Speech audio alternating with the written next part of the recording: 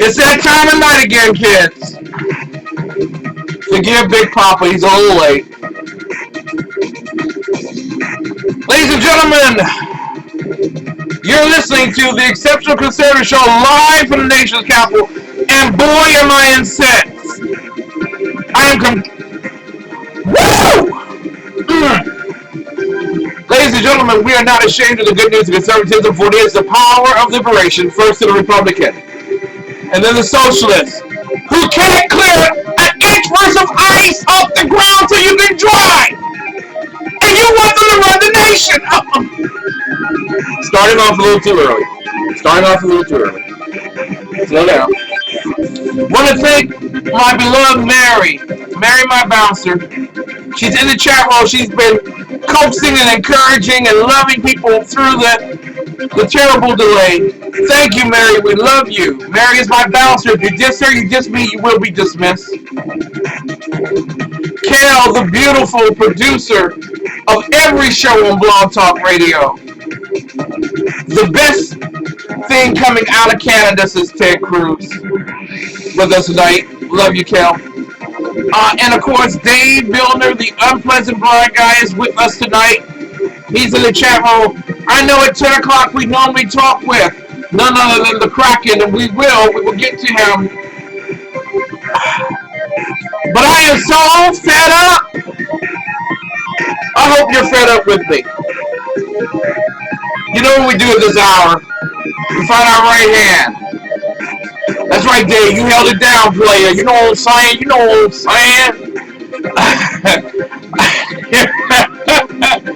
Oh, does that make me black enough to get an Oscar? Ladies and gentlemen, we need to have a marathon or something, some type of telethon for the Will Smith family. We'll talk about all that stuff. Ladies and gentlemen, we find our right hand at this point of the show, and we put it over our heart. And we get ready to say the Pledge of Allegiance to the United States of America. Ralph J. Chittams is checking into the chat room. We'll be bringing him in a few moments. We're going to say Pledge of Allegiance to the United States of America. Baby Liberty. Pledge of Allegiance. This is the Benjamin Franklin puppet. Now, children, it's time to say the Pledge of Allegiance. I'd like you all to stand, place your right hand over your heart, and if you're wearing a hat or beret, please remove it. I pledge allegiance to the flag of the United States of America and to the republic for which it stands, one nation under God, indivisible, with liberty and justice for all.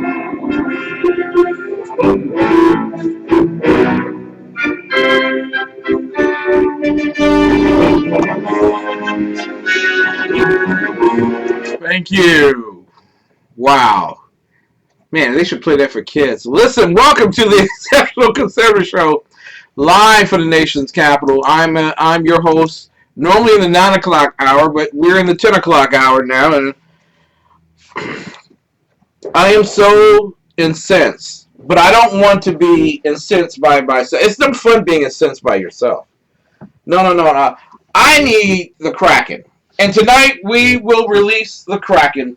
My very good friend, Ralph J. Chittams, we're getting ready to call him. Let us hope that Skype is working. Skype has a tendency not to work. And I hate Skype. Am I supposed to say that out loud? I don't care, because they're not doing anything for me at this particular juncture. Let us call Ralph J. Chittams. Get this up here. There is no ringy dingy 1. There's no ringy dingy 2. I hate Skype. Oh,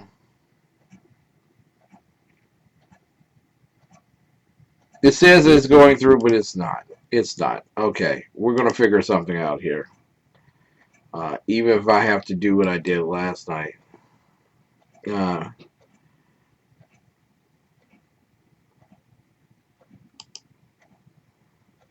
so we're quitting the Skype thing.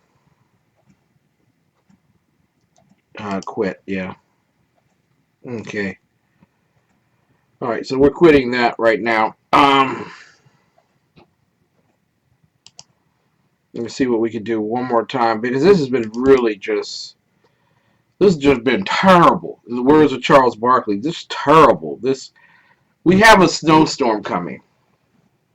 And you would think that God has given enough headway to the mayor of the District of Columbia that she would have her troops out there ready for the driving snow. But she didn't. She didn't.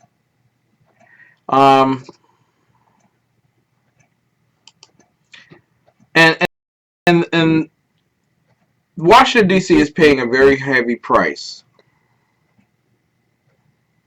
for this particular mayor. Really. A sincerely high price. Okay, all right. So we're trying, and I apologize to everyone. We're trying to get the Kraken loaded in here. We're trying to work with Skype, which has a tendency to do its own thing. And apparently it's updating. It's just par for the course, and I swear, you would think. I mean, they've been talking about a super. You would think climate change aficionados would have been prepared. You know what I'm saying? They have been calling for global warming and the end of the world as we know it. You would think, just think, maybe you would think that these people had it all together. But let me assure you something. These people have nothing together. 1 inch! It wasn't even an inch. There were some places where it was just frozen water. Just frozen water. And they couldn't even get that right. We're going to try it from a different computer. Thank you. We're going to try this from a different computer. Let's call Ralph. I don't want to. I will blow the microphones out tonight. The way I'm feeling about the mayor of the United States of America. Well, at least the District of Columbia. But she's supposed to be America's mayor. You know, because this is the District of Columbia.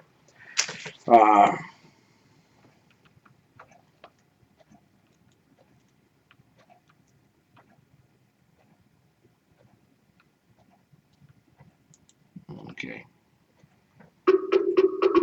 All right. So we have life. We have life. We're calling the Kraken.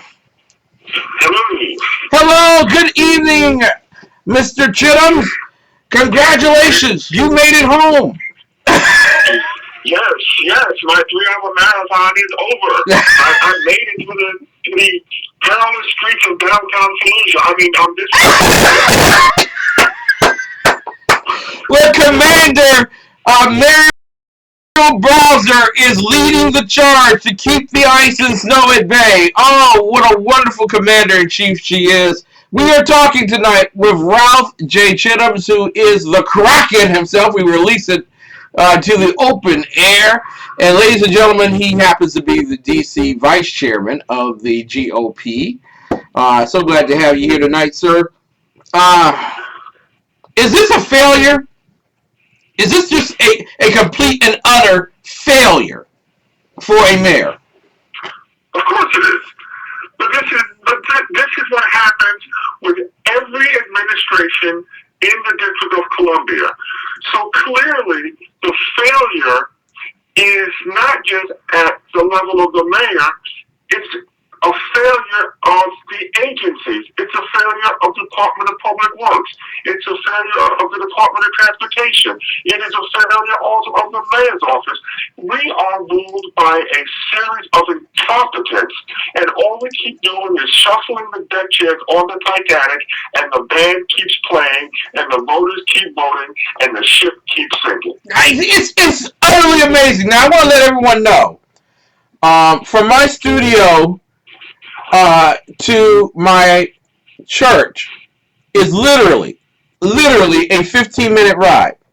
It took me 30 minutes to get there this evening, and I said, okay, well, it's kind of sluggish, ice, rain. All the time, I did not see one DPW truck.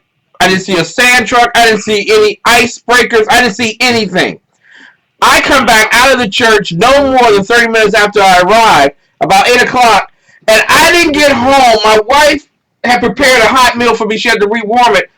I didn't get home until 9:33. Okay? 9:33. My wife and I went out tonight for what should have been, a 1 hour quick out and back. It turned into an episode of Gilligan's Island.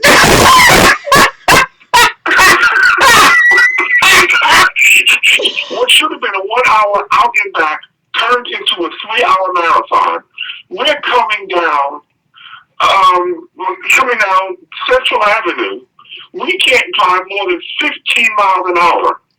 And coming down 15, 16 miles an hour because it's an ice skating rink. We get to Minnesota Avenue, it's an ice skating rink. It's like, yo, Mayor, you knew this was coming. Yes! We've been talking about this Alberta Clipper coming through D.C. tonight for the past 36 hours. And in all the driving that my wife and I did tonight, we only saw one salt truck after we crossed the line into the District of Columbia. One! It was probably the same one I saw. One! This is truly the guy that can't shoot straight.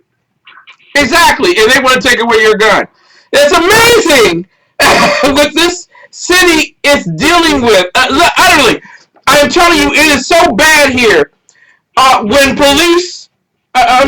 When people shoot and kill people in D.C., this administration sends social workers. When it snows, this administration sends the fire and the police to block streets. I am telling you, this is just the most inept administration I have ever seen, ever known. Marion Barry, I'm going to give him kudos. Marion Barry was at least in Tampa Bay watching the Redskins play football when we had a mega snow. At least he was having a good time. This chick is in D.C. And yeah, I call her chick. This chick's in D.C. and she can't even get the salt trucks out. What does that say about it?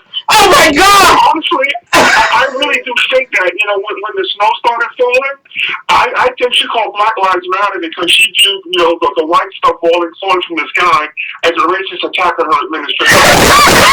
Black Lives Matter to protest. She probably sitting at home boycotting for the Oscars right here. Oh, they thought they would hit me with snow. I'm going to stay inside. But I bet you the area she moved to, because she moved out of a middle income, talking about somebody who wants to move people into the middle income area. I don't know what middle income is, but I guess she wants to move people into it. She moves into Northwest. I bet you their streets are sparkling clean. Absolutely sparkling clean. Yeah, but let's not talk about, the insider deal that probably she got on that mortgage. Because it was, somebody inside the administration is an official at the bank. She gets a mortgage for a house that's, hundreds of thousands of dollars, for which on the salary she's making as mayor, she clearly could not have afforded to get the mortgage for because, she didn't put down a 20% deposit. But let's not even go into that. Oh, no. Let's keep it light and talk about snow.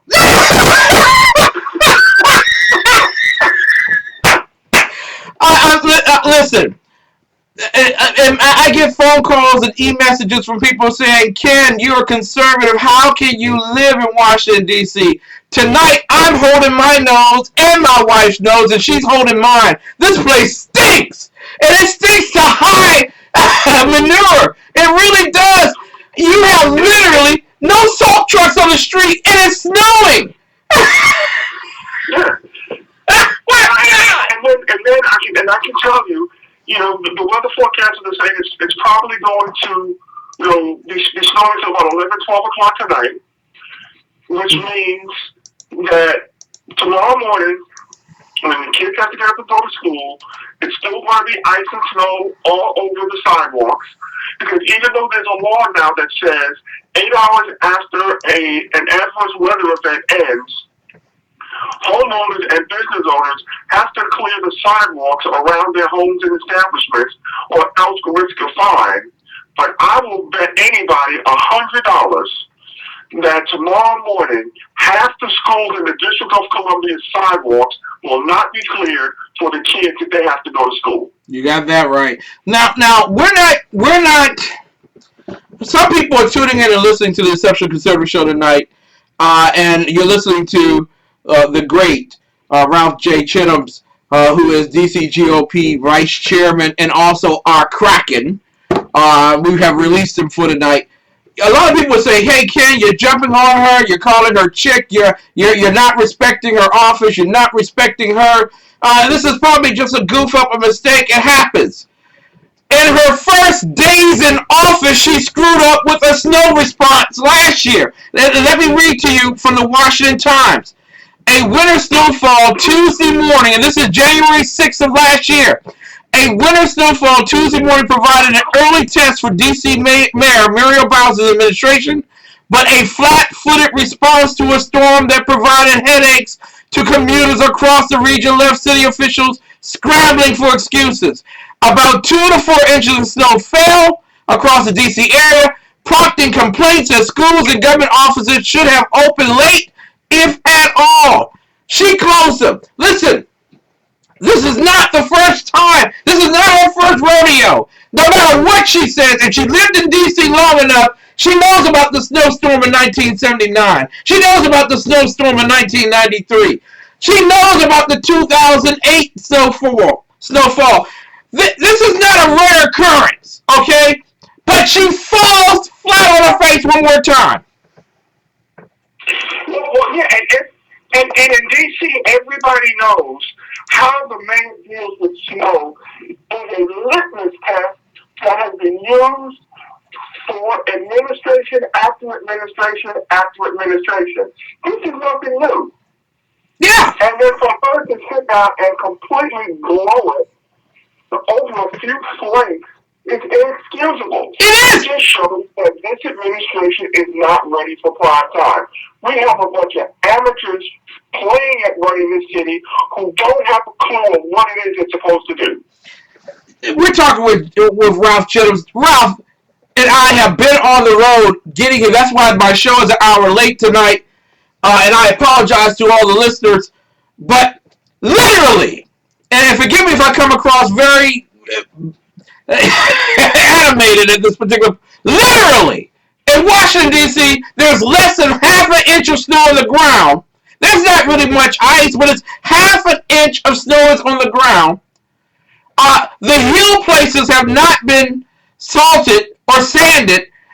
Cars are running into themselves as if they are part of a circus or ringside show of bumper cars.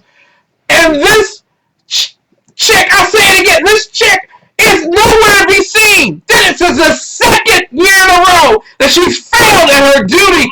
Her duty as a mayor is first and foremost to protect the citizens and to keep them safe.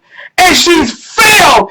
I mean, we're only talking an inch of snow. We're not talking about 20 inches of snow. If she fails at this, imagine Snowmageddon, what that's going to be like. We're going to be home for about 2 weeks. That's not a problem. I got plenty of supplies, some good, some bad. I'm set for a couple of weeks. I don't care. Exactly. I'm going to sit back and laugh at all the Democrats in this town make excuses for another ineffective Democratic administration. And I'm going to sit back and laugh my butt off. Kel Fritz says, once saying, hire a Mohammedan. There you go. We'll work on it. Want to take your attention to where the socialists are blaming Republicans for their ineptness. Flint, Michigan. Apparently, the governor of Michigan, Rick Snyder, has come out. He's apologized. He says he's let the state down, and that the toxic waste or called water in Flint is certainly the fault of not only the federal, the state, and the local. But he takes personal responsibility for that. Your thoughts, your comments on Rick Snyder, and as well Darnell Early, forgive me, who is the person, the socialist, who pulled the plug. I'm sorry, pressed the button to make certain that the socialist children were poisoned. Well, I mean, the governor does bear some responsibility and some culpability in this matter. There's no way to deny that. There's no way to avoid it. You know, and there's no reason to lie about it. But let's also understand that Darnell Early, who the governor appointed as the manager of Flint, also bears some responsibility. The former mayor also bears some responsibility, who was a Democrat. The Flint City Water Authority people who made the decision initially to move from Lake Huron to the Flint River also bear responsibility, and Barack Obama also bears responsibility because District 5 of the Environmental Protection Agency knew for at least 6 months of the high lead concentration in the water coming into the homes from the Flint River, and not just didn't say anything, they fudged the research data to bury the fact that they were poisoning American citizens.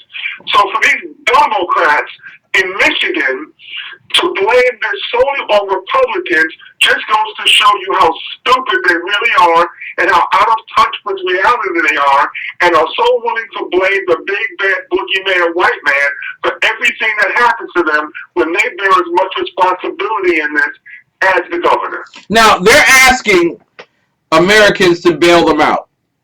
They say that $5 million from the federal government is not enough, and it isn't enough to actually resolve the matter. But that city council was all Democrat, socialist. The mayor was a Democrat, socialist. The Darnell Early, who was overseeing the city, Democrat, socialist. They were all in it, and they were all in it to win it until it went bad. And now they're pointing the finger at Republicans. Why are Republicans cowering and not defending themselves? I don't know. I can't answer the question because I'm going to call it like I see it. Yeah. But unfortunately, because President Obama's EPA is complicit in this poisoning of an American city, now the federal government does have a responsibility to go in there and help mitigate the damages.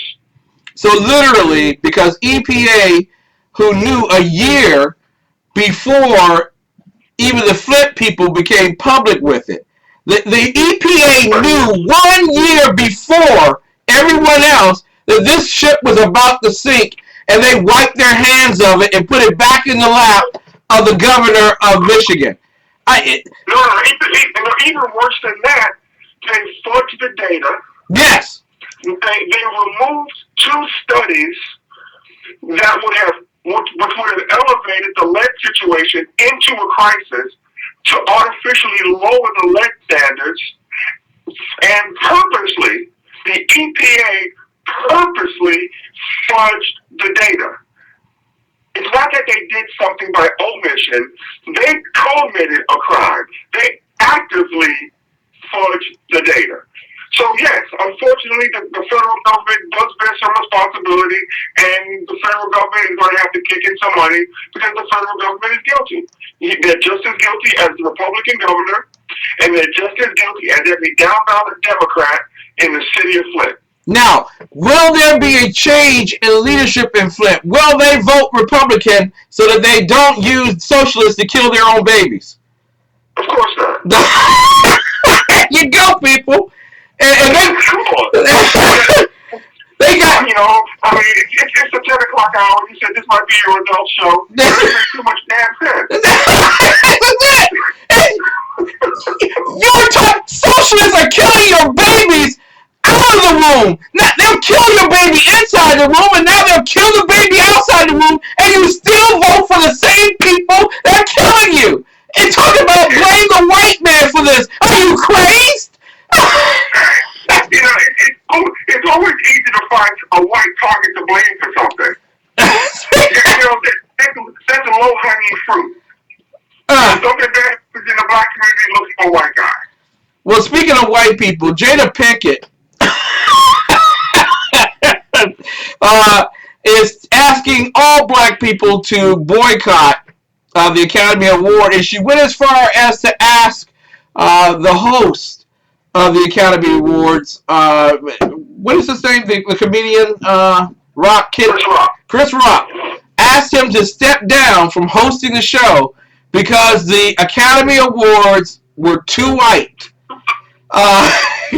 Has the Hollywood air gotten too close to the Will Smith family? Well, here's what I find really funny about that. You know, Jada Pinkett Smith is all angry and ticked off because her husband didn't get a nomination, you know, for concussion. But so she's blaming white people. But here she is sounding like the whitest woman I ever knew in my life, Tamara Arnett, singing "Stand by Your Man."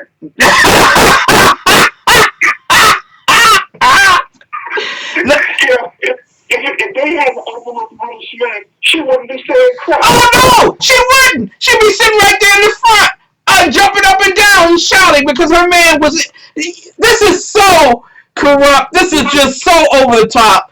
I mean, that's like Michael Jackson blaming white people for his sales not going well in music. You know what? I mean, these people are multi-millionaires. Yes! These folks are A-listers in Hollywood. These are A-listers in Hollywood. These folks are worth millions and millions and millions of dollars. And what they're all ticked off about is their self-esteem is so low that they are going to be upset because a white person isn't going to validate them with a nomination. If your self-esteem is in the toilet, that it requires validation by someone of another race, you don't need a trophy. You need to go talk to a psychiatrist. This is, unfortunately, I want to play this clip and then I want to play another clip behind it. Janet Hubert, who had some involvement with Will Smith's career early on. Let me play first Jada Pinkett Smith. Go for it, Jada. Hi, today is Martin Luther King's birthday. And I can't help but ask the question, is it time that people of color recognize how much influence that we have amassed, that we no longer need to ask to be invited anywhere? I ask the question, have we now come to a new time and place where we recognize that we can no longer beg for the love, acknowledgement, or respect of any group? That maybe it's time that we recognize that if we love and respect and acknowledge ourselves in the way in which we are asking others to do, that is the place of true power. I'm simply asking the question. Here's what I believe. The Academy has the right to acknowledge whomever they choose, to invite whomever they choose. And now I think that it's our responsibility now to make the change. Maybe it is time that we pull back our resources and we put them back into our communities, into our programs, and we make programs for ourselves that acknowledge us in ways that we see fit, that are just as good as the so-called mainstream ones. I don't know. Here's what I do. Begging for acknowledgement, or even asking, diminishes dignity and diminishes power. And we are a dignified people, and we are powerful. And let's not forget it. So, let's let the Academy do them with all grace and love. And let's do us differently. I got nothing to love. Hey, Chris, I will not be at the Academy Awards, and I won't be watching. But I can't think of a better man to do the job at hand this year than you, my friend. Good luck. And to the rest of you, nothing but love, always. All right, so Jada Pinkett is demanding that the Academy Awards create a affirmative action program so that every year at least one minority will walk away with an Oscar. This is the rebuttal from Aunt Viv. And I want you to warn the kids, get the kids away from the radio, turn everything down. But Aunt Viv is getting real here, and I want to play Aunt Viv for you. Black Christian, if you would come to you, not in a post, but sort of in a post. And I gotta say, I've been trying to figure out, do I really want to do this? And yeah, I do. Today being the celebration of Martin Luther King Jr.'s birthday and hitting 60 years old, I'm at that point where I'm like, I don't give a kitty. I want to say something about Jada Pinkett Smith asking other actors, black actors and actresses, to boycott the Oscars. First of all, Miss Thing, does your man not have a mouth of his own with which to speak? And the second thing is, girlfriend, there's a lot of shit going on in the world that you all don't seem to recognize. People are dying, boys are being shot left and right, people are hungry, people are starving, people are trying to pay bills, and you talk about some motherfucking actors in Oscars. And it just ain't that deep. And here's the other thing. For you to ask other actors and other black actresses and black actors to jeopardize their career, and they're standing in a town that you know damn well you don't do that. And here's the other thing, they don't care. They don't care. And I find it ironic that somebody who has made their living and made millions and millions of dollars from the very people that you're talking about boycotting, just because you didn't get a nomination, just because you didn't win, that is not the way life works, baby. Okay? And it's very suspect to me. And I seem to recall, 20, maybe 6, 7 years ago, 25, whatever it was. No, I don't even remember. But I seem to remember at option time coming to you and saying, you know, Bill, you're the star of the show. Why don't we all get together? And with you, maybe we could get a little raise. Maybe the network, since, you know, the show is such a hit, and you being the star of the show, your influence will help us greatly, like they did on Friends, like white shows do. Remember that? Do you remember that? Because I do. Get Your real. response to me was, my dealer, y'all deal. Well, Connie must be a bitch, because now here you are, you've had a few flumps. And you know, there are those out there who really deserved a nod, and Idris Elba was one of them. Lord have mercy. Beast of No Nation was incredible. That man is an incredible actor. You are not. Maybe you didn't deserve a nomination. I didn't think, frankly, you deserved a Golden Globe nomination with that accent, but you got one. And just because the world don't go the way you want it to go, doesn't mean that you can go out and then you start asking people to stand up and sing "We Shall Overcome" for you. You ain't Barack Michelle Obama. And y'all need to get over yourselves. You have a huge production company that you only produce your friends, your family, and yourself. So you are a part of Hollywood. You are a part of the system that is unfair to other actors. So get real. Now, for those of you who say, Miss Huber, here she go, here she go, here she go, being bitter. Bitches, please. It's not about being bitter. It's about being right. You know, some of us got mortgages to pay. We got bills to pay. We got bigger shit to worry about than the Oscars. The only Oscar I care about right now is Oscar Mayer Wiener with mustard and relish. And on that note, Black Christianity, you signing off.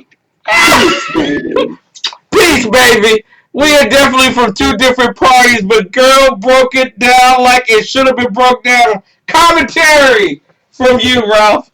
I mean, this whole thing is just ridiculous. I was watching Good Morning America, whatever, with George Stephanopoulos this morning, and they had Spike Lee on.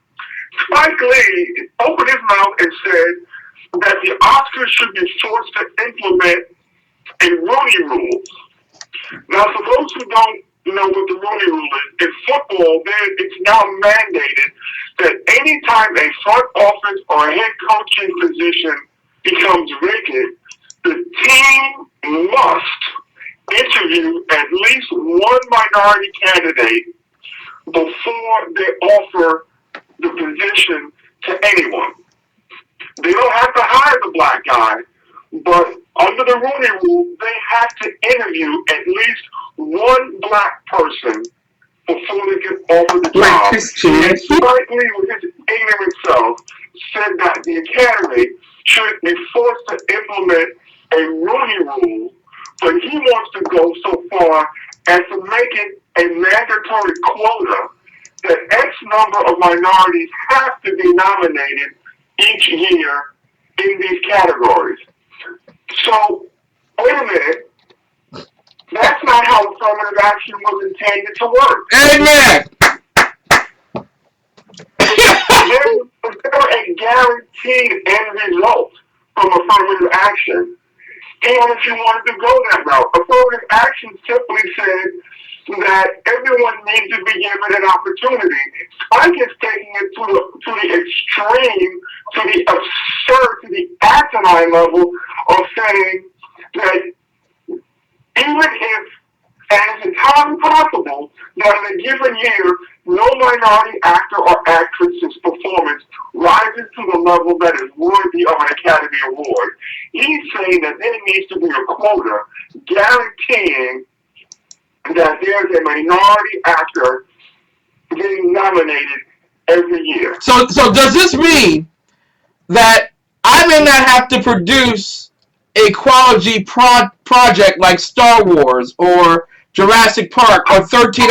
I don't have to produce that. I could do a movie about Oscar Mayer Wiener, and I deserve an award because at least I did something for my people, right? Is that the gambit? Well, isn't that where America is going now? Wow. You have kids now involved in sports where it's a team that wins the championship gets the same freaking participation trophy that the team that didn't win a single game all season got.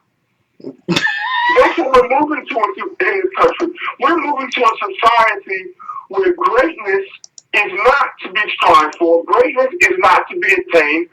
Everyone is going to be racing to the bottom of the barrel, and we are going to lose everything that made this country great. Because no one is going to have to strive for excellence anymore, because everyone is going to get patted on the head and be told, even though you can't perform, you're just as, I'm not saying that people aren't just as good as, because everyone has value, but in every situation there are winners and losers. Yes, that's called performance. Understand that is the reality. It's called performance. In life, it's performance.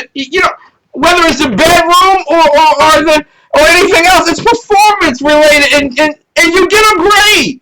And not everybody's going to get the same grade. Some people are going to get an F. Some people are going to get an A. But it's far better to know that you got an F, that you got something to work on. Right. And here's something else that's really stupid about this Oscar boycott. Okay, let's just, for the sake of argument, let's say that Jada has a point, that it is racism that caused all 20 actors and actresses nominated in the leading and the supporting roles all to be white. Let's just assume, for the sake of argument, give the benefit of the doubt, and let's say it's racism. Mm-hmm. Is that something that just happened last week?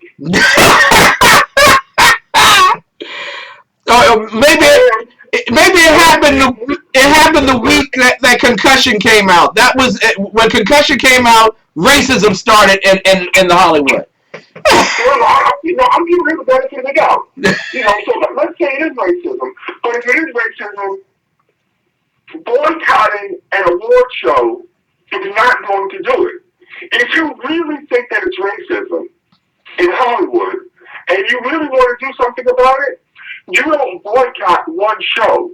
You boycott the industry. Yes. You call a boycott on movies. You call a boycott for all these high-paid actors and actresses not to produce a movie in Hollywood for a full year. You get the black community to not buy tickets for Hollywood movies for a full year. See, basically all she's doing, what time is it right now? Okay, I can say this. All Jada Pinkett is doing right now is exercising a masturbatory exercise because it's making her feel good and it's going to produce absolutely nothing. You're absolutely right. You're spot on, sir. Ralph Chittams is with us tonight. And want to ask you very quickly regarding that boycott. How many black banks and credit unions are chosen in Hollywood for the financing of Will Smith's movies? Honestly, I don't know. Honestly, I haven't watched the Oscars for years. Yeah. It sucks. It does. It does. The whole show sucks. I mean, all it is they're all running around the stage, patting themselves on the back, telling them how great they are, spouting leftist, socialist, liberal claptrap. What? I've got better things to do with my time than to watch that garbage. Exactly. Like drive in the 1 inch of snow in Washington, D.C. that was not taken care of by the mayor of the District of Columbia. Ladies and gentlemen, I just want to play one other clip for my good friend who is preparing for the snowstorm like myself. And he has his food already. I need to go out and get that. But this is Donald Trump, and he's speaking to Ted Cruz. I want to ask you about Ted Cruz and Donald Trump right after this clip. Sure, I appreciate it very much.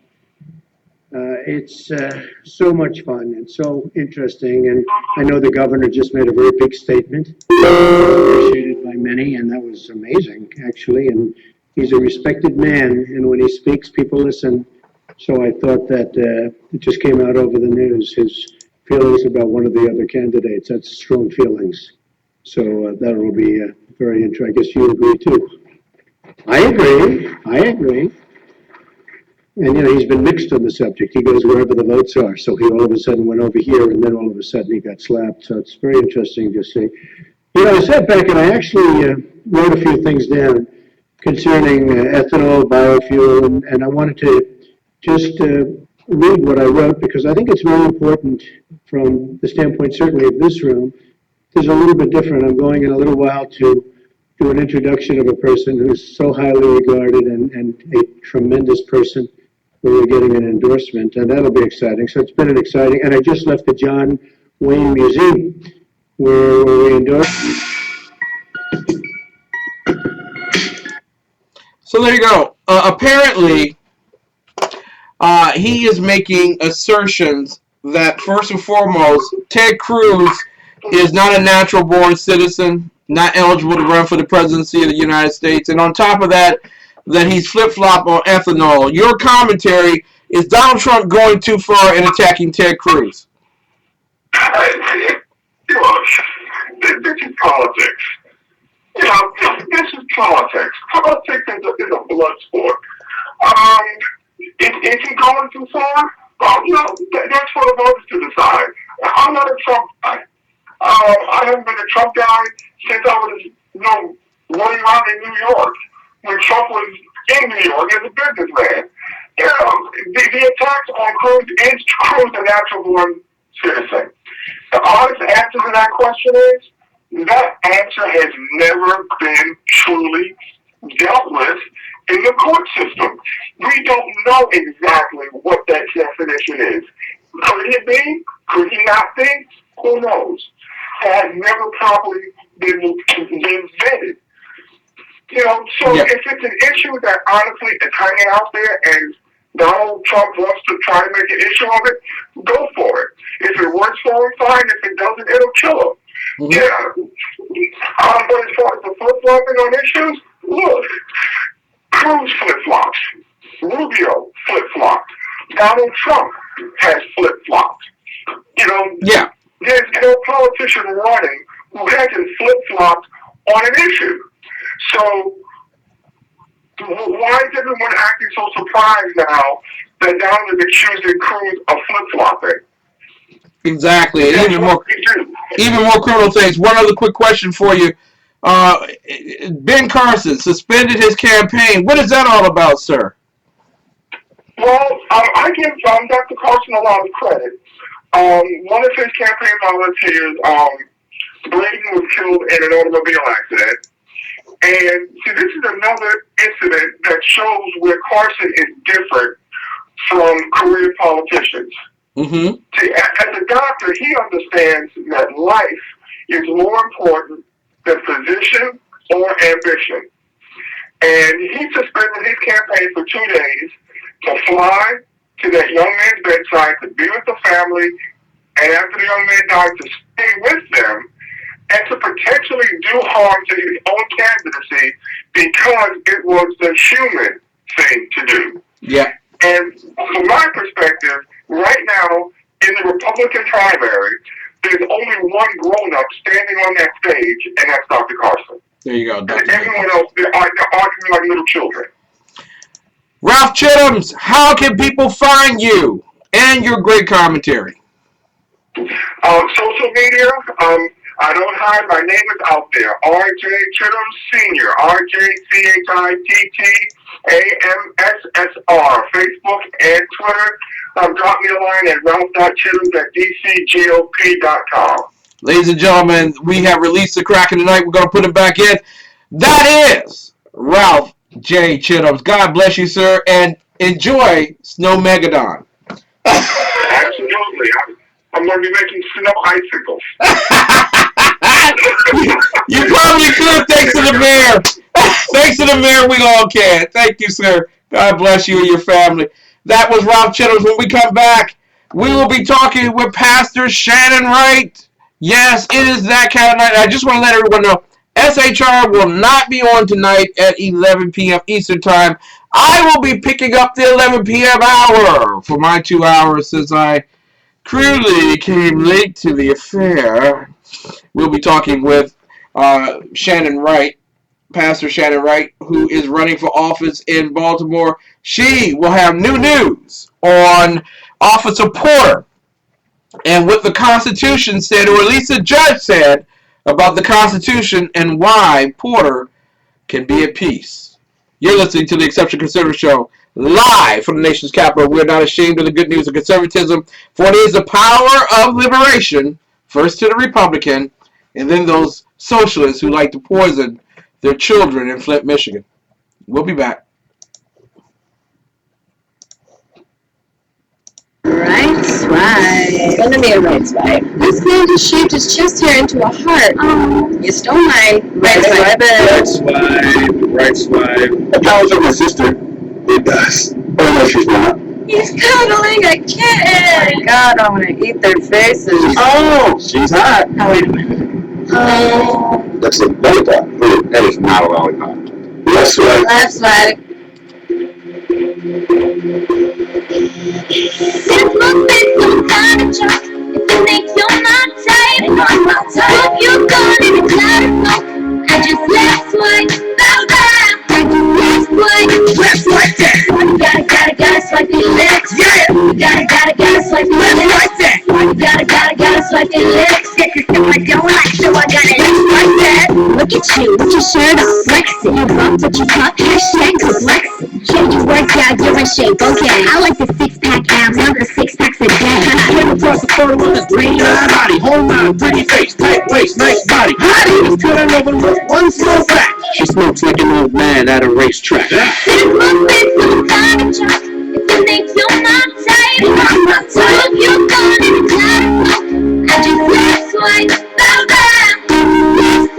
Left like that. You gotta swipe your legs. Yeah. You gotta swipe your Left legs. like that. You gotta swipe your legs. Get your stuff I don't like, so I got it Left like that. The road traveling trips look expensive. Sitting on a mountain top looking offensive. I was about to ask, how's the air up there? But based on this pic, I guess you don't really care. Like the chicks in the picture, which one's you? Them cigarettes are taking you from tens to twos. And one thing's true about your whole crew. When you Cigarella's gonna be my boo. Smoking with a tiger? Left like that. While you're on a hang glider? Left like that. Smoking and acting healthy. Left like that.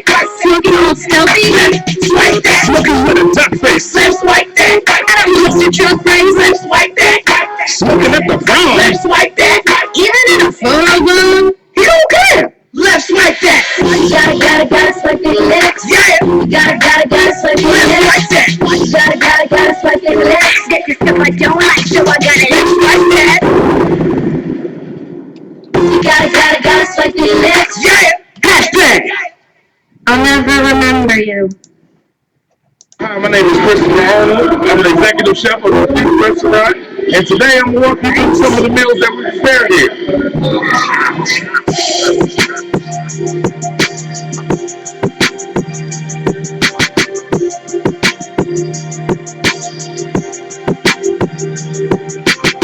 So we're making a pizza. We use French Italian sausage, aka pink here and slice it up. Our pizza dough is in-house made. Our pizza sauce is in-house made. So everything is French.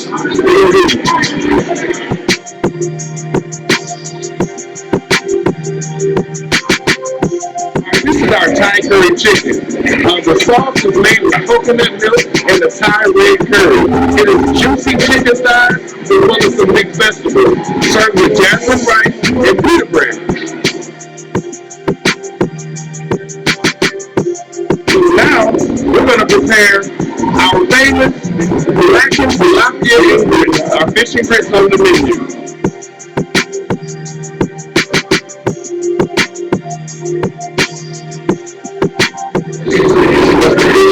And our meal will be complete. Let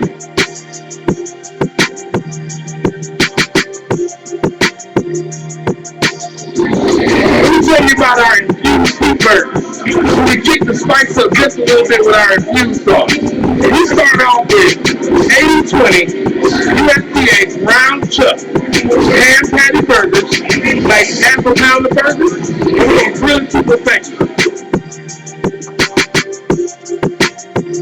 After I flip the burgers, we add the sauce and let it cook on it until it gets a little bit.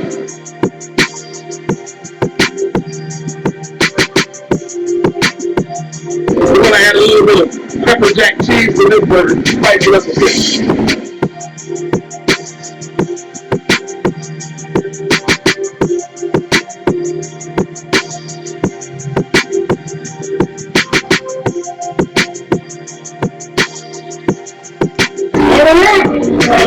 Yes, ladies and gentlemen, if you are ordering, you should be ordering right now. I don't know, what's taking you so long? Why are you still here? 6339 Allentown Road. Oh, I know why you're still here. Because the mayor hasn't cleaned up the darn streets. Amazing commentary like that this hour of the night. The Exceptional Service Show. Listen, Infused Restaurant, 6339 Allentown Road, Temple Hills, Maryland, 20748. We only hire her for one thing during the winter. Just one thing. Clean the streets. That's it. Infused Restaurant, 6339 Allentown Road, Temple Hills, Maryland, 20748. 301-449-9000. That's all we're asking for. My people can't go get an infused burger. You know why? Because the streets have not been cleaned. That's all we ask. And you had a year to get it together. You screwed up your first year. You had a year to get it together. And you remind me of the Washington Bullets of the 1980s. Infused Restaurant, 6339 Allentown Road, Temple Hills, Maryland, 20748-301-4499-9000, infuse.com.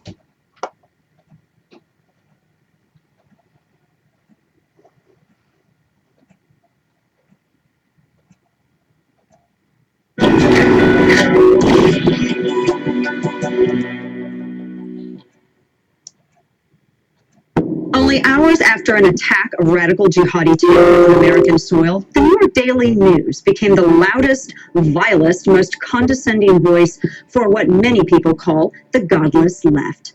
These false prophets, at this failing excuse for a newspaper, claim to enjoy special knowledge of God's plan somehow, even as they mocked the entire concept of religion. But they weren't alone. As a horrific act of terror unfolded in real time, the majority of Americans turned to earnest prayer for the dead, the wounded, their families, and the world, while political and media elites joined forces to insult and mock and disparage them, and in so doing, laid bare the utter moral depravity of the godless left. This was a coordinated assault on the two freedoms they hate the most, our right to believe and our right to survive. In the minds of millions, it brought back memories of Barack Obama sneering at the majority of Americans who cherish their faith and their firearms. The godless left's global alliance of elitists and media activists and Hollywood celebrities and campus radicals and political power mongers, they openly attack sacred American values and the people who cherish them with ruthlessness and contempt and downright hatred. Driven by an unholy arrogance, these saboteurs are determined to destroy our history and eviscerate our rights and create a new America in their own image. With no values or principles of which to speak, the godless left advances its power by any means necessary, namely shaming and silencing any dissent. As America's national security collapses beneath them, they come together to purge the facts and protect their agenda. When Al-Qaeda killed 4 Americans in Benghazi, the queen of the movement, Hillary Clinton, she blamed it on a video. And the media raced to protect that lie.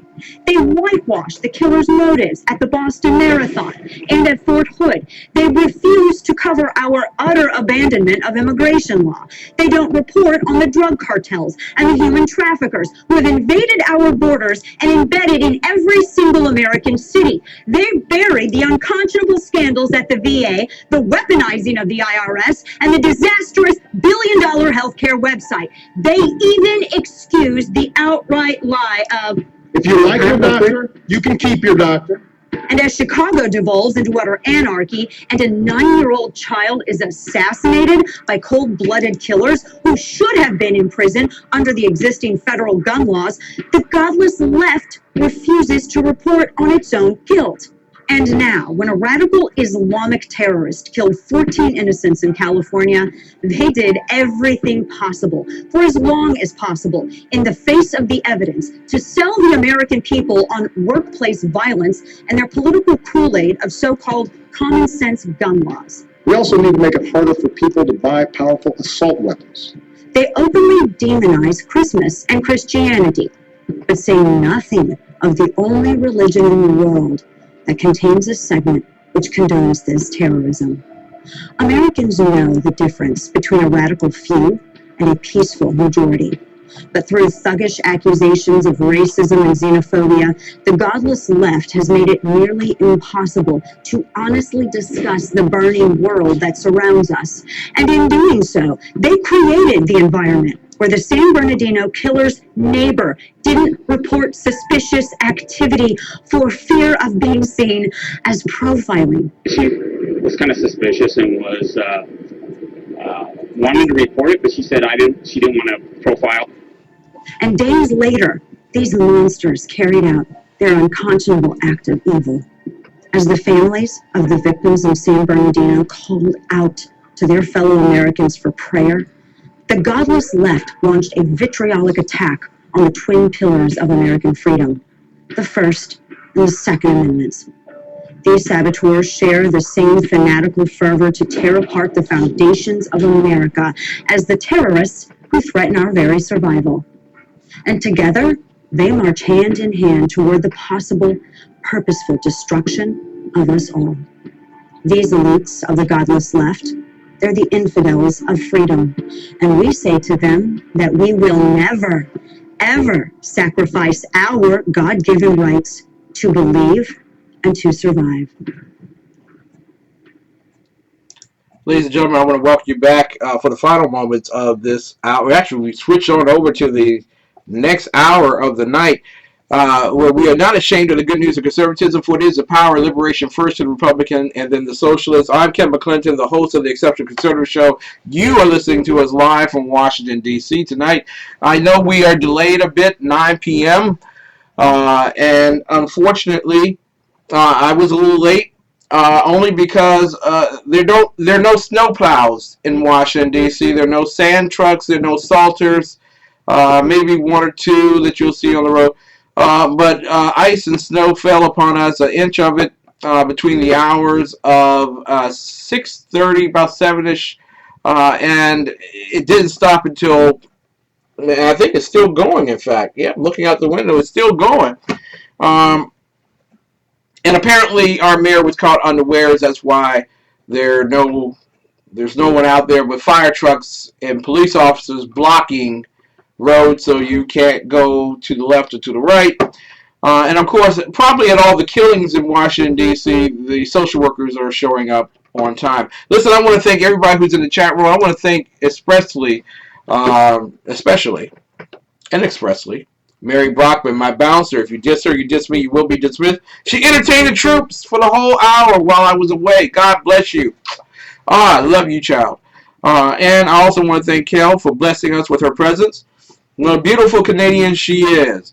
And as well, another beautiful young woman in there, Pastor Shannon Wright, is in there. She'll be joining us in a few moments. We'll be talking about so many things, especially about B. Moore and the Porter case, which is virtually, we'll talk about it. Everything that Marilyn Mosby put together is unraveling, just as her predecessor, the Attorney General that she replaced, said she did not have the experience necessary to handle being AG.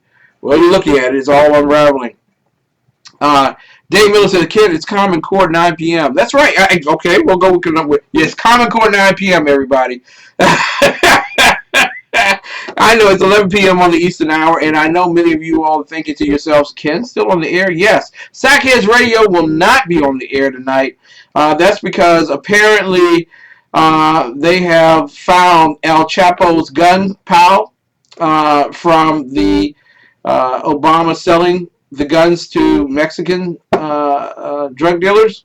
And they're going and they're loading up and getting the ammo right now. So apparently they didn't have enough time other than to protect their right to the Second Amendment. So there you go. They'll be back next Wednesday night, however, at 11 p.m. Eastern Time, so that they can provide you in the most civilized comedy and conservative talk anywhere. And I really love Sackheads Radio. I really love listening to them. And also in the chat room tonight, Ralph J. Chittams, who is the D.C. GOP Vice Chairman. Who is also in there is Dave Milder, my Brahim from Vermont, land of Bernie Sanders. So everyone's driving through Vermont to get the syrup and going back to New Hampshire for the presidential race. Speaking of New Hampshire, let me get a piece of paper here. You know, when you get my age, you just papers all over the place. Here we go. We're still working on, and Mary, you could tell the benevolent dictator, Rick Trader from Conservative Commandos, was coming up on Friday. We're finalizing everything, but at 4:05 p.m., Chris Ann Hall, the author of Sovereign Duty, and we will be putting that book up on our website in our library. We want everyone to go out and buy that book, Sovereign Duty. In fact, let me find that now as I talk to you. Chris Ann Hall, Sovereign Duty. And she is just a wonderful constitutional scholar. She's a teacher, professor, just a wonderful human being. And we had an awesome conversation with her while we were at South Carolina's Tea Party convention. And she's so sweet. She really is. But don't take it the wrong way now. She's like a rose with extra thorns to it. Really. She don't play her. She'll cut you. Chris Ann Hall is on the air. You can go to her website and you can befriend her by Facebook. I encourage you all to do that. Get the message out that there is one of us who is a constitutional scholar and someone who needs to be listened to. Chris Ann Hall, author of Sovereign Duty. 405, forgive me, 405 Eastern Time, Conservative Commandos Friday. And at 4:35, another gentleman that I had the opportunity of meeting, Governor Jim Gilmore. Yes, Governor Jim Gilmore from Virginia, the Commonwealth of Virginia. He is running for the presidency of the United States. He will be on the air with us at 4:35 on Friday with the Conservative Commando. So that's a big, big day, big night. And Mary is a kingmaker. She really is. She made me the king of 9 p.m. Hopefully you've gone past Facebook and taken a look at the picture of me crouching down next to the chess piece that was taken in Myrtle Beach by my wife, who really enjoyed Market Common Mall. Just want to tell you. And I have been ordered next year to get a hotel closer to the mall. Some executive producer, boy. Ladies and gentlemen, there is a young woman, and I know a lot of you all have tuned in tonight. You didn't want to hear my grief about the mayor and her mishandling of a second January snowstorm, the first one a few days after she moved into the office of the mayoralship. 1 year later, she's repeating the crime. You all we were going to talk about where the lead is for D.C. General in Washington, D.C., since we were talking about Flint, Michigan. We're going to talk about that right after our interview with Pastor Shannon Wright. You can easily come into the chat roll at theexceptionalconservativeshow.com, theexceptionalconservativeshow.com. Come there, you can get into the chat roll, and you can talk with us. Yes, and we have a lot to talk about. You can sit down with all these great, wondrous thinkers, get to know them, get their Facebook information, get their email addresses. You can handle all that business. Recipes and souffles. What is everybody drinking tonight? Yeah, we do that too. So whatever it is, we talk about it. And I also let you know that tomorrow evening at 9 p.m. Eastern Time, the great Dr. Michael Jones will be joining me. We will be doing, in our first hour, New Day Black and Red. In the second hour, I'll kick it back, see what he want to do. If he goes home with his dogs and goes to sleep, I'll have something definitely to talk about. It's probably taxes. I'm a tax geek. I don't know. Ken should interview Tommy English. Send me his contact and I'll do it. I'm up to interviewing anybody. I really am.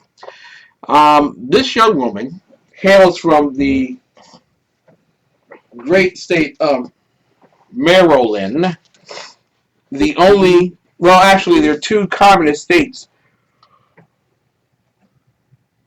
in the U.S. of A.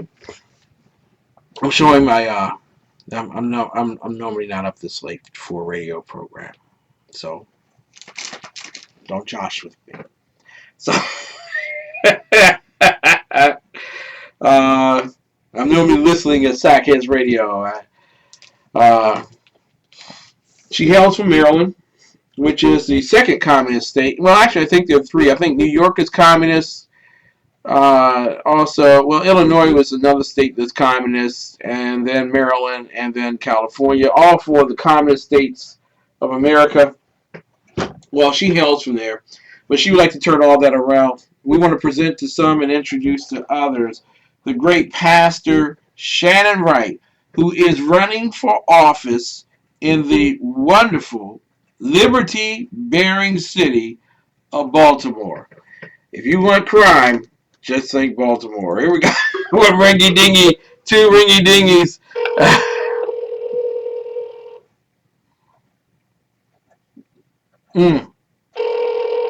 Kelfrish, you're interviewing Tommy? Good afternoon, good evening, good morning, good day. There you go, Pastor Shannon Roy. It is an honor and a privilege to have you back on the air with us, live from the beautiful city of Brotherly. No, well, not. What actually is the? Yeah, I think that's another place. That's another place. I think I've had too many of these brown sodas right here. Okay, all right. Whatever it is, you should stop now. That's right, Mary. Shannon ain't no communist. You ain't right. You're right about that one, boy. She is not a communist. Far from it. She's all capitalist. Pastor Shannon, it's a great honor and privilege to have you back on the air with us. You are in the process of running for office. And what office are you running for in the great city of Baltimore? I am running for city council president. Really? Yes, okay. I am. Now, you went to the candidates forum, am I correct? Yes, I did. Okay, can you give us some update in terms of how that went? I'm quite certain that every socialist, every communist, every Marxist in Baltimore came out for such an event to see you.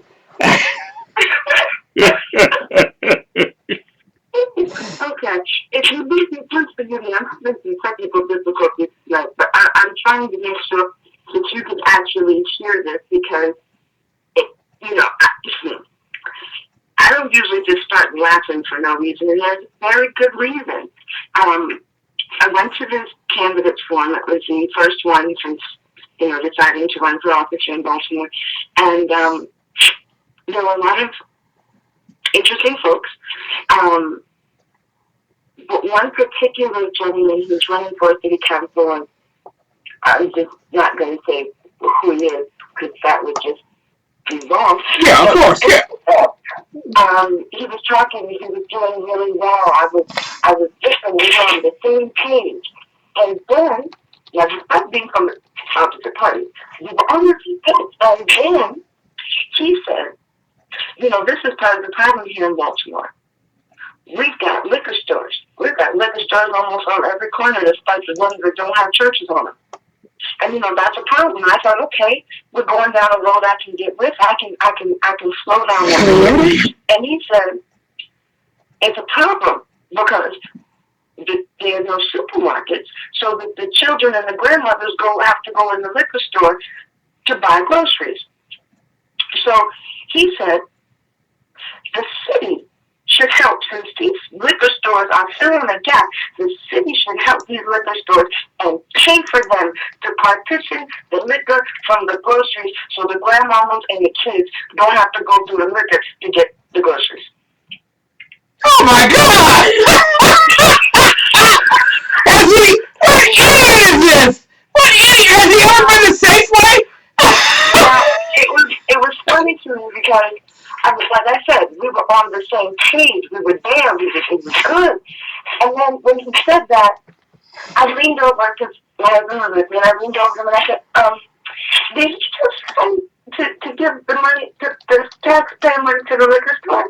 And he said, well, he couldn't have. And then as we were debating it, that's actually what he said. A young woman who was sitting in the front, who was actually covering the event, said, oh, excuse me. Wow. But did I hear you correctly? And he repeated it.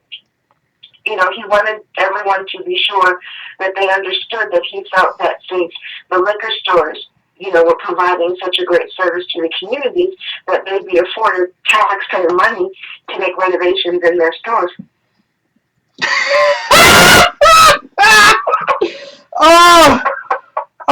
That's just as bad as DC offering to pay for cameras to be placed in people's homes and office buildings and restaurants so that they can monitor. I got the air quotes going here. Monitor the crime in the city. Oh, really? You know, at that moment, my husband leaned over to me and he said, "You know you're gonna win, right?"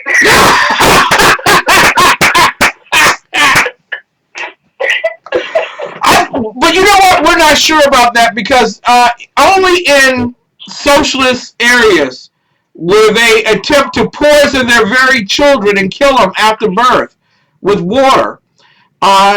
Will they move a man for being in charge of the city in which he has poisoned the children with lead to the public school system in which he will oversee that on an emergency basis? Only socialists can do this kind of stuff and get away with it. Well, either that or everybody's drinking the water and they just lost it. I don't know. We're talking with Shannon Wright. Shannon Wright's running for office, president of the city council in Bmore, and they'll be finalizing that in the next few weeks. I want to give you a quote from an attorney general from Baltimore. Oh boy. Okay. Now, this attorney general said this. Former deputy prosecutor, prosecutor, Marilyn Mosby's actions in the Freddie Gray case are either reckless or incompetent. Reckless or incompetent. Today we learn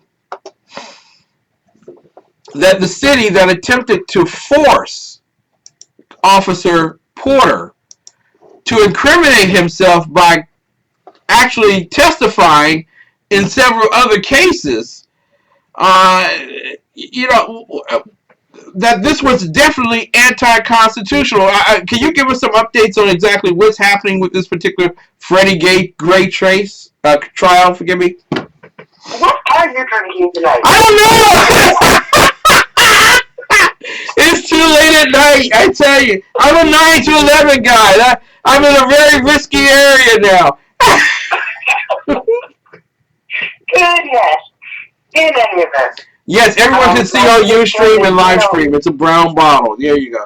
Okay. All right. To a certain extent, the last week or two, I really tried to not follow the case so closely, simply because it's such a topic of discussion here. So that if I ask someone what their impression is, what their thoughts are, I don't want to run the risk of looking at them and asking them if they're stupid. So it's better for me to just stay blissfully uninformed sometimes. So with that being said, it is my understanding that most people here in Baltimore drank the Kool-Aid, apparently, and were attempting to, by law, by court, clearly not by law, but by court, force this man to incriminate himself. So, from what I understand, it was ruled that his testimony is not that important to the other trials. The other trials can proceed, and it will be perhaps a couple of months before it can be decided if he can be forced. At the big screen store, it's Big Game On. Everything just going this way. But you're absolutely right, Pastor Shannon. And quite frankly, what we're learning tonight is that there is no constitutional requirement for Officer Porter to say another word regarding this case. His case has been suspended in terms of whether there's going to be a pursuit in it, in terms of a second trial. And as well, the other cases have been suspended as well until the prosecution comes up with a better idea. Literally, when they couldn't get Porter, they couldn't get the rest of them. Case closed. These cases are going to go by the wayside, and a failure of justice would have taken place, not against Freddie Gray, but against those officers whose lives have been virtually ruined because of the excessiveness and recklessness of Marilyn Mosby and Stephanie Rawlins Blake. Well, I would certainly say, and I didn't spend the for lack of a more technical word, the gobs of money that it would take to go through law school. So certainly I can't pretend to know what's in her mind, but from my experience in and around the legal field, she was overreaching from the beginning. Exactly. And I mean, just like really overreaching. Yeah. I think that this has come to some of the social pressures here in Baltimore. You know, let me be clear, and I know I shouldn't say this because it's like taking a page from Donald Trump's book, and that's something I wouldn't do. But I'm about to be very politically incorrect. Mm-hmm. Okay, this will be a first. Ignorant, uninformed people in Baltimore. So he caters to the ignorant, uninformed folk by reaching to the high heavens for these charges that didn't have a snowball's chance in Hades of sticking. Very well put. That I can tell that you were only missing another year for law school right there. That was a great explanation of exactly what took place. Now, I want to ask you, because you are a black woman, and I was told by Mayor Stephanie Rawlins Blake that it's going to take a black woman to do something that a black man could not do regarding Freddie Gray. I want to ask you, does she speak for all black women, and has she accomplished her end regarding the Freddie Gray case? Can men show their faces again? Now, why do you ask questions like that? It's the brown soda I'm drinking.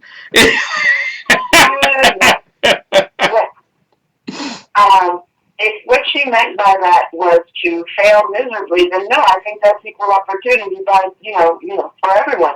And I think that was successful. So, you know, I think that's been put to rest.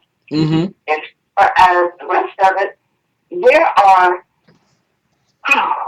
so many issues and opportunities for the city of Baltimore to not react as we'd like to see it do, simply because, for the most part, the populace is misled. What is that phrase? Say it with me. You have been bamboozled. Hoodwinked. And led astray. Yep. I want to ask you real quick, because the Porter case and all that stuff, it looks like it's going to fall apart. Marilyn Mosby will not be the Attorney General the next go around. Stephanie Rawlins Blake will take whatever her winnings were from the Powerball and retire someplace using the pension money of Baltimore to do it. And quite frankly, there are so many people who dredged up racism and bigotry and hatred and vigilantism, vigilantism. That's suffering succotash. But I want to ask you about Snowmageddon. Baltimore is looking for, 18 inches of snow? We are 18 to 26. Okay. How prepared is Baltimore? And if you were the president of the city council, what would you be doing right now? Well, here's the thing.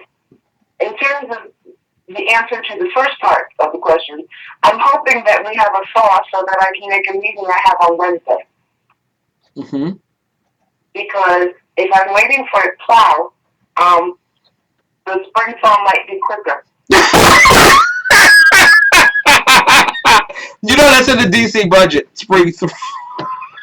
Well. Global warming is good for something. Exactly. In terms of this, however, aren't the urban cities on display along the East Coast? Their ineptness, their inability to just handle the basic things of governance? Here's the thing. Mm-hmm. Not in Jack Young's shoes, I cannot say what he's thinking or not thinking, whatever the case may be, but I can tell you this.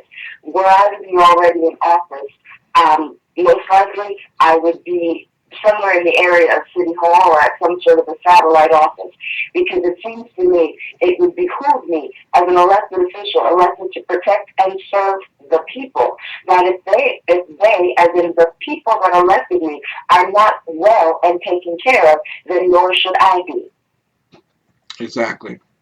It seems to me that as cold as it is and has been and is going to be, that there should be some significant efforts underway, significant efforts to deal with the homeless issue in Baltimore.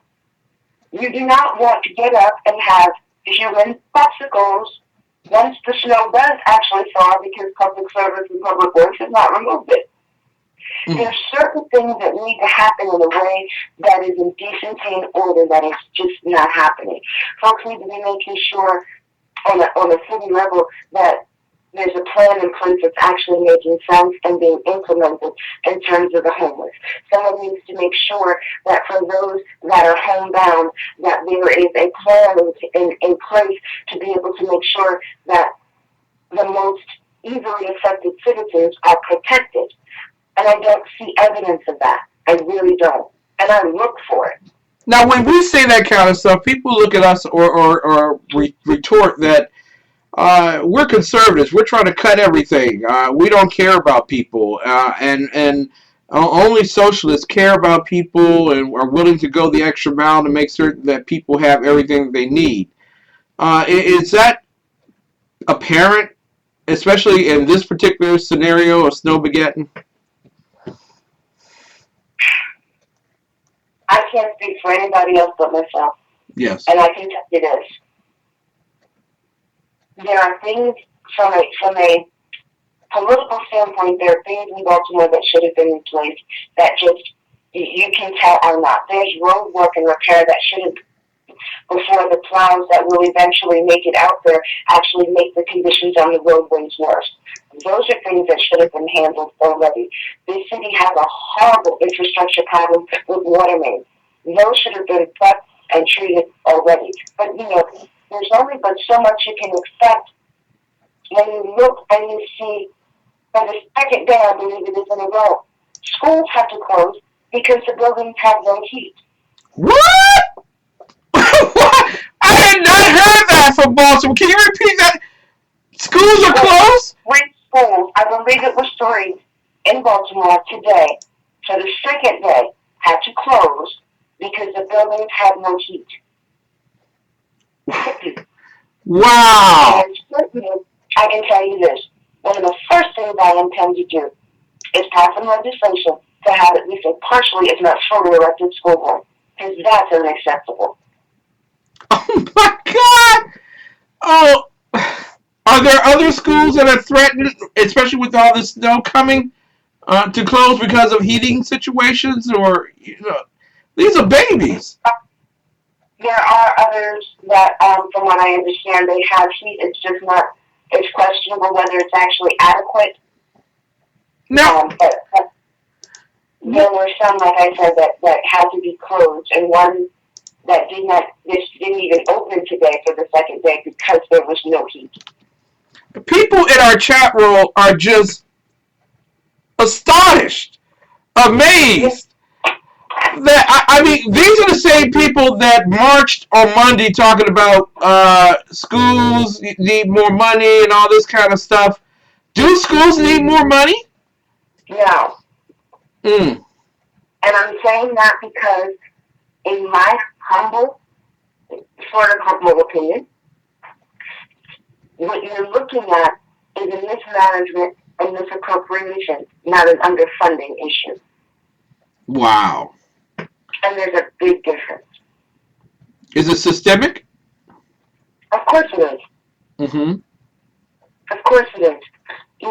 If I know you have a gambling problem, and you come to me every week, and you ask me for $100 to pay your bills, and your bills still aren't getting paid, as a citizen in this city, you need to wake up and you need to look at, is it the person's fault that's taking your money and misappropriating it, or is it your fault for continuing to allow them to be in a position to do so? Wow. Wow. And so... in Baltimore, there is a homeless problem. There are over 2,000 folks in the city of Baltimore that are homeless with this snowstorm coming.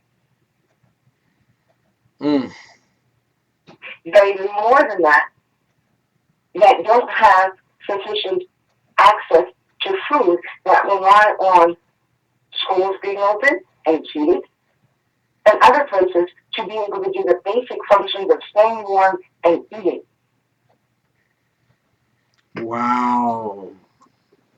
You know, this is really scary. We're talking with Shannon Wright, who's running for the presidency of the city council in Baltimore. This is profoundly scary simply because you have an all Democrat governance. I mean, they're all socialists. They all affirm that their job is to take care of the children and to meet the needs of the children. And the one thing in bringing a child into an environment is that they are warm in the winter. And why is the rhetoric so different from the performance? Because no one's paying attention. See, it's very easy to say it's not our fault. It's the governor's fault because he cut funding. And people will believe that instead of understanding that it's not the governor's fault, that it's the municipality's fault because they misappropriated, misbudgeted, and mismanaged money that was removed from them. And there's a big difference. Wow. Wow. Now when a Baltimore specific does not have a per pupil budget or funding issue, the amount that the city receives to educate each child is on par with other districts in other states and other parts of the country. It just doesn't translate into the classroom. Wow. I want to ask you one other question. The question of taxes. You know, gas prices have fallen significantly, which means revenue to the state regarding the state gas tax and also the federal gas tax will also shrink. So there will be a call by these individuals to raise taxes to afford the business that they've created called Baltimore. Will you be one of those pragmatic politicians that says that a tax increase is necessary to keep the engines rolling? Or are you one of those individuals that says that we need to take a look at the entire budget to see what is performing well, what's necessary, and then make decisions on that regard? You are just leading me down a path tonight, aren't you? Yes, I am. Rose-colored glasses I'm looking through. Also, as a part of this whole campaign process, I had the opportunity to be in a room with the current comptroller. And although the city of Baltimore is chartered to have quadrennial audits, it has come to my attention that those audits have not been appropriately done as the charter mandates in over 20 years. Whoa. So it's a little bit difficult to judge the effectiveness of any agency of the city itself without being able to do a proper audit.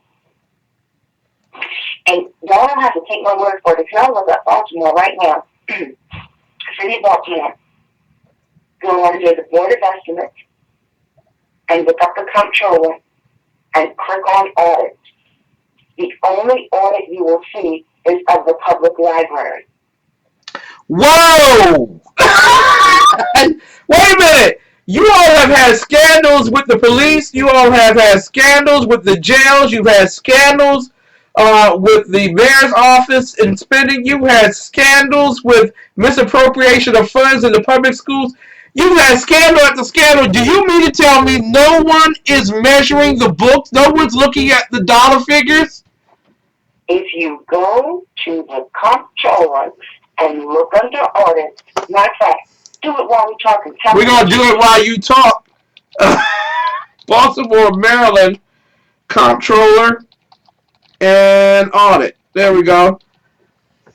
And where did it take you? Let's see. It took me to the Department of Audits, Baltimore City Office of the Comptroller. Uh-huh.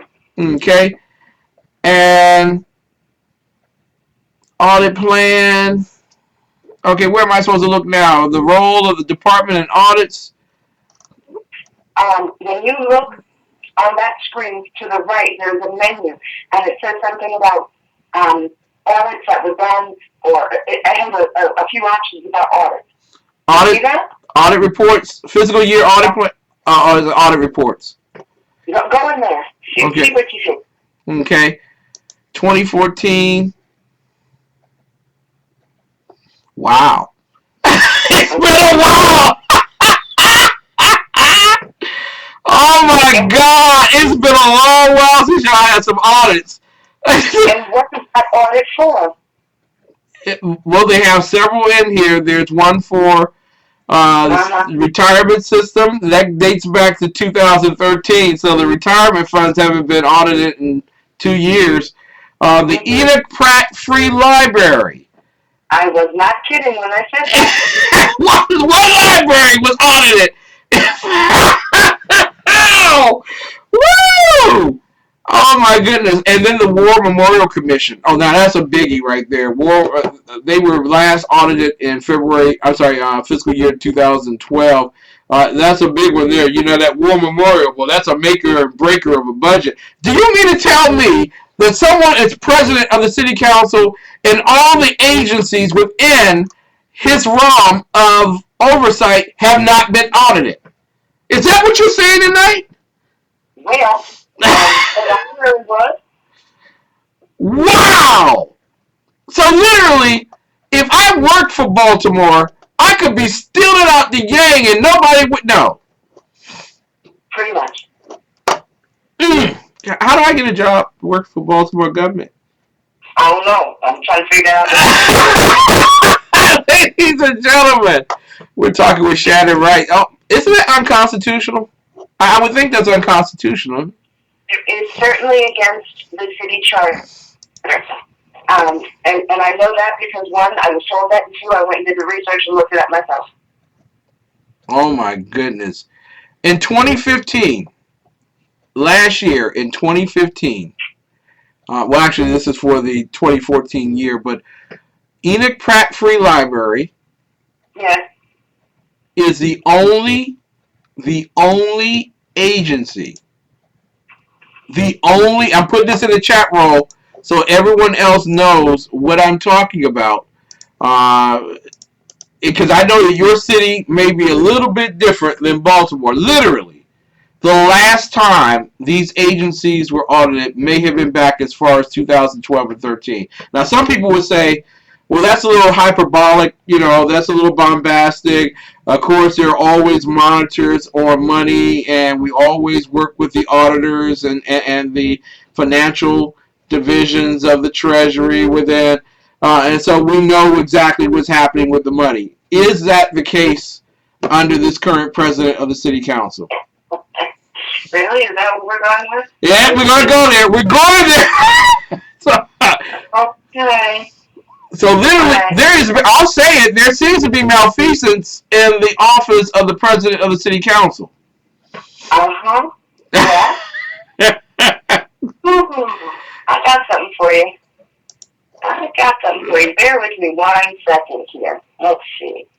Where can I... Dave Milner asked this question of you. He's asking this question of you. He says, please ask Shannon if she put a time limit for audit results before taking action. Is there a time limit?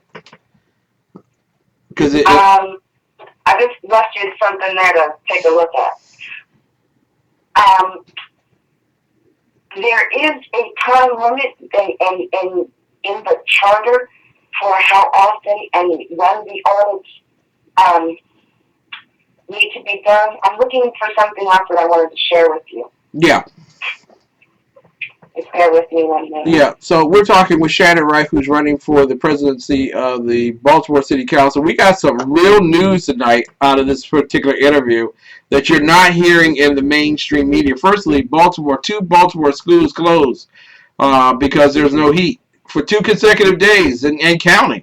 No heat, but they have been appropriated monies to solve that problem. The other thing is that the city council, under the president of the city council, in 2015, the only audit that was done on any agency was on Enoch Free Public Library, on the library. So there are no other audits that are listed for this setting. That is quite a problem in the area of waste, fraud, and abuse. You literally don't know if an agency is effectively handling its money. You don't know if an agency director is taking a little off the top. You don't know these things unless you have an audit. Absolutely. Wow. Absolutely. And I'm looking for, and I cannot seem to find it, and I really wish I had been able to find it, but there was, again, something that came across my desk from a current city councilman where certain folks from the Board of Estimate and the administration have been asked and brought before a legislative review because of the holdup in the audit. And somehow none of this is public. I mean, it's there if you know where to look, but it doesn't seem to be something that is really frowned upon, I guess. I have no idea how any other way to say it. Wow. Now the auditor, I just want to make this perfectly clear to people who are following along at home, and we're going to have you on next Wednesday, and we're going to follow up on the timeline, because this is a big story. This is a huge story. And it's really, really unfortunate. It really is. And are you the only public official? I mean, you're not a public official yet, but you are a public candidate. Are you the only one who's speaking on this? Apparently. Wow. So, because if I were running for office and I knew that there was waste, fraud, and abuse of this particular magnitude, I wouldn't talk about it at all. I would just join in it once I became elected. Oh my God! She literally. So there is not hardly anything you would do.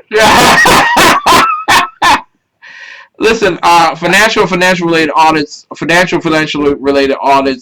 assist the Board of Estimates and other users who rely on financial statements and reports prepared by the city and its agencies. Financial related audits examine various aspects of city agencies' financial operations to determine whether financial reports are presented in accordance with established criteria and whether the agencies have complied with material compliance requirements. And also to avoid waste, fraud, and abuse. This is essential. How do you do a budget if you... How? How do you do a... Close your eyes. Oh my God! How do you do a budget and if you don't know what people are doing with it? And there's some audit savings that have taken place. In fact, they make it known that through audits, they were able to save the city of Baltimore $8.6 million in June 2012 out of a $45 million budget period. You would think it cost $6 million to settle the Freddie Gray case. You would think that these people would want to have audits to make sure that if there's a cost saving somewhere they can. Oh, wow. Wow. Well, you would think it, but I don't know. Wow. Doesn't seem to happen that way.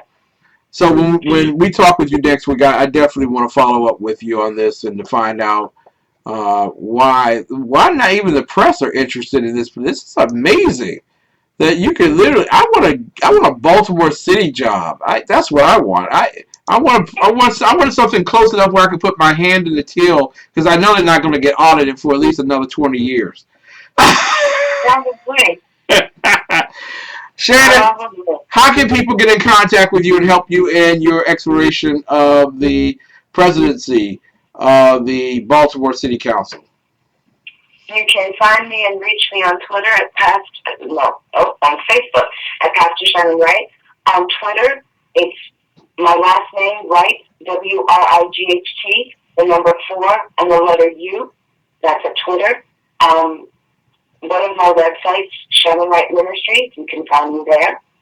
I am pretty doggone easy to find. Yep, and you're on Facebook. She's a Facebook baby. So make sure. I really am, and that's my kid's fault, but yes, I am. Pastor Shannon Wright, thank you so much for coming on the air tonight. We're going to be following up with you next Wednesday. That is a major story that has been broke on the Exceptional Conservative Show, that there are issues of malfeasance regarding audits in Baltimore. It's amazing how you're able to settle a $6.6 million deal with Freddie Gray's family, and you can't do audits.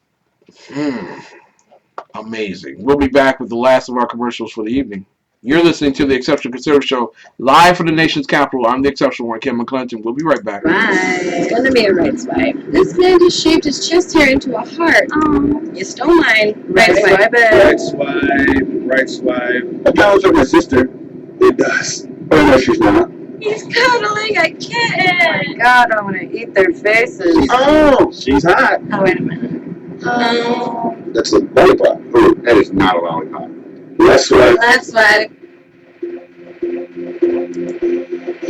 This must be some kind of job. If you think you're not tight, if you're gone in the cloud of smoke, I just left swipe. Bye-bye. I just left swipe. Left swipe that. You gotta swipe it left. Yeah. You gotta swipe it Left left. swipe that. You gotta swipe it left. That's the stuff I don't like, so I gotta Left swipe that. Look at you with your shirt off, flexing. You're buff, but you puff, hashtag complexing. Yeah, you worked out, you're in shape, okay. I like the 6-pack abs, not the 6-packs a day. Came across a photo of this green-eyed hottie. Whole nine, pretty face, tight waist, nice body. Hottie just couldn't overlook one small fact. She smokes like an old man at a racetrack. This must be some kind of job. If you think you're not tight, if you're gone in the cloud of smoke, I just left swipe. Bye-bye. I just left swipe. Left swipe that. You gotta swipe it left. Yeah. You gotta swipe it Left left. swipe that. You gotta swipe it left. That's the stuff I don't like, so I gotta Left swipe that. Mr. Road Traveler, your trips look expensive. Sitting on a mountaintop looking all offensive. I was about to ask, how's the air up there? But based on this pic, I guess you don't really care. Lots of chicks in the pic, not sure which one's you. Them cigarettes are taking y'all from 10s to 2s. And one thing's true about your whole crew, none of you cigarella's gonna be my boo. Smoking with a tiger? Left swipe that. While you're on a hang glider? Left swipe that. Smoking while acting healthy. Left swipe that. Smoking all stealthy? Left swipe that. Smoking with a duck face. Left swipe that. I don't trust your truck face. Left swipe that. Smoking at the prom. Left swipe that.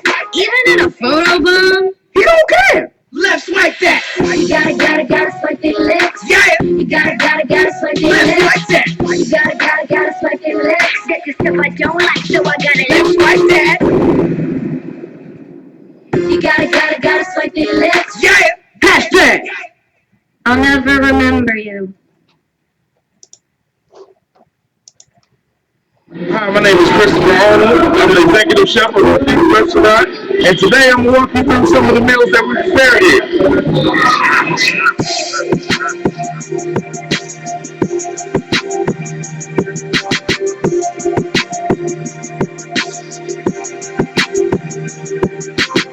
So we're making a pizza. We use French Italian sausage. We made cooked here and sliced it up. pizza sauce is in-house made. Our pizza sauce is in-house made. So everything is fresh and good.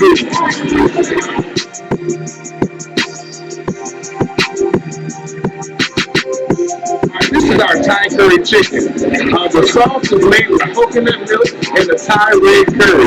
It is juicy chicken thighs as well as some mixed vegetables, served with jasmine rice and pita bread. So now we're going to prepare our famous blackened tilapia and grits, our fish and grits on the menu.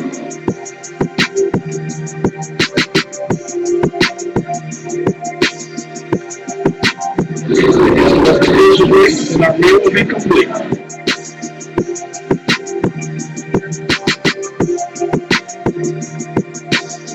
Let me tell you about our infused beef burger.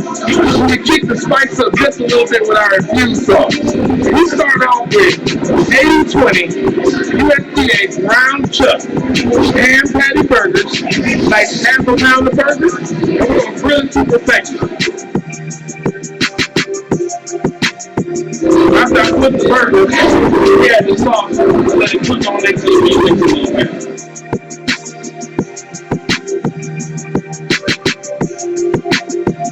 We're going to add a little bit of pepper jack cheese to this burger, spice it up a bit.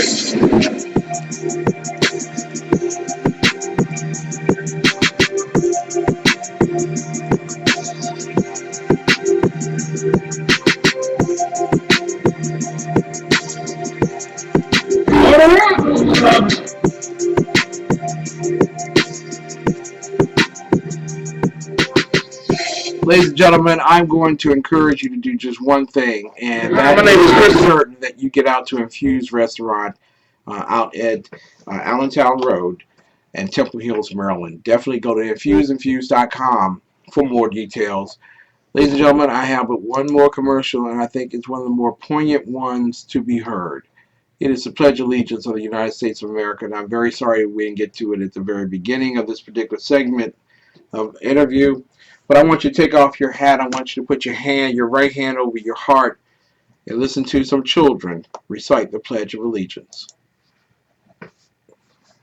Come on. Here we go. Parents, ready, begin. I allegiance to the flag of the United States of America and to the republic for which it stands, one nation, under God, indivisible, with liberty and justice for all.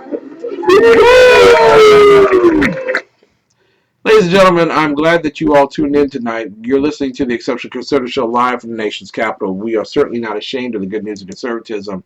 So glad to be with you, but so sad to come at such a late hour of the evening. This is normally Sackheads Radio Night, and I thank them for allowing me to go the extra hour into their time period. They will not be on the air tonight, unfortunately. They will be back next Wednesday night. Unfortunately, the cocaine and kegging night over at Jada Pinkett's house, I tell you, just went a little too far. They couldn't recover. So sad, so sad. It's tough when you have suffering from affluenza. But glad to have you all here tonight. Glad to also have Mary Brockman, Kel Fritzy, Pastor Shannon Wright, Dave Milner in the chat room, and all of the others who have been watching throughout the course of this particular evening. Ken, did the same occur in Detroit when they changed their water system over? Amazingly not. I mean, and part of that situation, and we're talking about the Flint, Michigan issue, because a lot is being made of that now. When simply, there are some simple things that took place. Number one,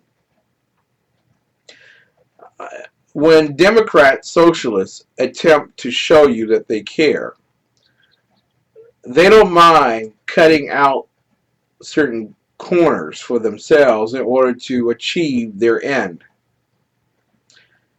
The unfortunate thing is that they hold private industry to such a high level that we in private industry far exceed what the government does, and that's why we shouldn't be dependent on government in the first place. But in this particular case, the government knew the federal government knew 1 year ahead, in fact last April, that Flint, Michigan's water supply was toxic, that children were suffering, that adults were dying, and there was nothing done but this. Shh. When Detroit switched its water supply over, or at least upgraded its system, they paid $100 a month for a filtering system that prevented any demise that comes from the lake itself. Unfortunately, the people of Flint didn't. And we're finding out now that there was a smudging of information that was sent to the governor's office. So while the governor takes full responsibility, his people were blindsided by this. They were told one thing when the people of Flint knew another, or at least those who were officials it involved. I think that this matter is a criminal matter. I do think that there's some people who are in office that should resign, and that goes as far down as the dog catcher. And I do hope that the people of Flint realize that, and they probably won't because they're being told to blame Republicans, and Republicans are assuring them that they can do that in great solace. They won't throw out the bums. They would prefer the bums kill their children than to admit that they were ideologically wrong. But you're probably asking yourself, and I know I have, whatever happened to Washington, D.C.? Because at one time, we too had a lead problem. Lead problems are not solved overnight. It takes a while for lead to be removed from a system. We talked last night about the causations as well as the results and the symptoms. Now, I wanted, as we're coming to the end of the show, we're going to have to pick this up tomorrow, especially in D.C. I want to read this from an article in the Huffington Post. I don't know why they let me on their line. I'm a conservative, but so be it. In 2009, Mark Edwards, a civil engineering professor with Virginia Tech, published research finding that high lead levels in D.C. water from 2001 through 2004 resulted in high blood lead levels in hundreds and perhaps thousands of D.C. children. Research that he published in 2013 showed a spike in late-term miscarriages that correlated with the high water lead levels a decade earlier. I want you all to realize that when you go into that voting booth and you're voting for someone, party does matter. Worldview does matter. You see, in District of Columbia, the majority of the individuals that sit on the city council who have oversight over water are socialists. And they will look you dead in the eye and tell you that they're doing everything that they can do to keep you safe. We learned last night that men who have large levels of lead in their bodies suffer from the inability to get it up. Women suffer miscarriages. We have enough problems with abortion, and we have enough problems with violence in our communities and neighborhoods. But now, it seems that whether it's D.C. or Flint, Michigan, that some believe that your life is so insignificant that a little lead will do you. A man once told me to be brave and never die a coward. I promise you I certainly will. From all of us at the Exceptional Conservative Show, live from Washington, D.C., we wish you the very best of nights. We invite you to come back tomorrow night at 9 p.m. And we want to also thank the great groups that distribute our sound around the world. High Plains Talk Radio, Rebooting Liberty, SHR Media, and so many others. Remember, God bless America. It's time for America to bless God. Good night and God bless.